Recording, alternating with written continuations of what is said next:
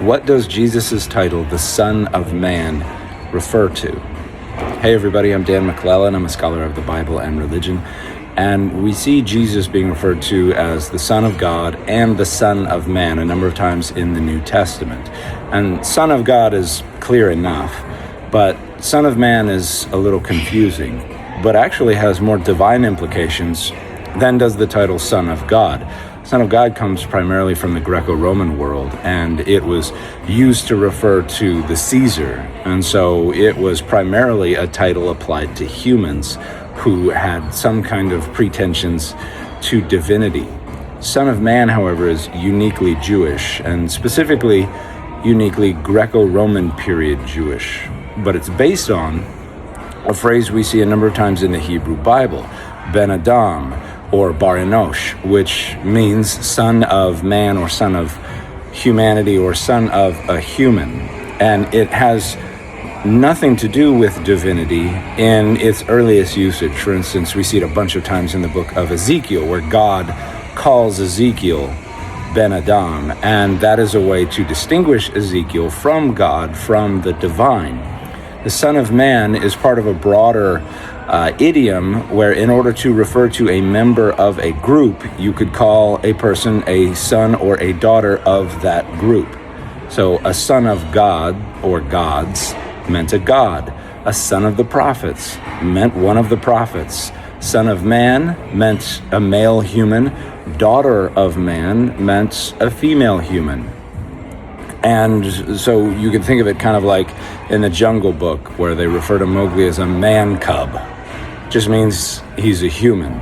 So it's a very similar idea. And in Ezekiel, God refers to Ezekiel as a son of man in order to contrast Ezekiel's nature with that of God. So you could render it mortal. Hey, mortal, I'm divine.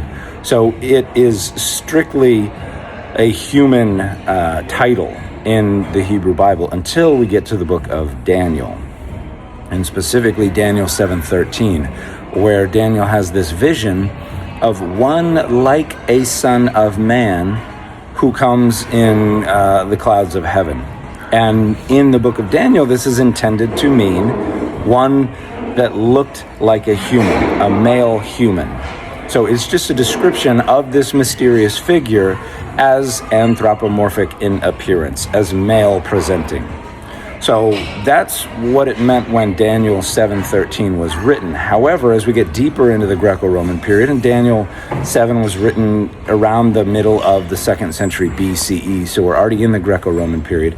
But as we get deeper into the Greco-Roman period, this mysterious figure takes on more and more significance. And so when we get to the parables of Enoch in the middle of the book of 1st Enoch, which probably date to the 1st century BCE, we have a figure who is referred to as the Son of Man. And this figure is some kind of divine intermediary figure. They are summoned to appear before God. Something is going on with the divine name.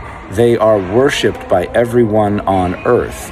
This is some kind of divine intermediary figure who is developing in Greco-Roman period Judaism, and this is the tradition that the New Testament authors are drawing from. So when they call Jesus Son of Man, they're identifying Jesus as the one that was being spoken of in the earlier Greco-Roman period Jewish texts.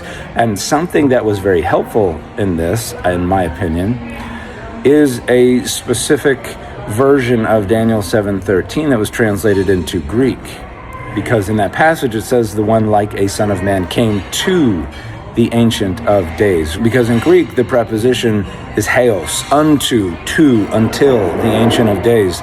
But there is a manuscript tradition that has a slightly different reading, where it says the Son of Man came hos, the Ancient of Days, which is not to, unto, until, it is as. So there's a manuscript tradition that has the Son of Man coming as the Ancient of Days, or identified with the Ancient of Days. So here we have a conflation of identities somewhat similar to what's going on with the angel of Adonai in Exodus 3 and Genesis 16 and Genesis 22 and Judges 6 and Judges 13.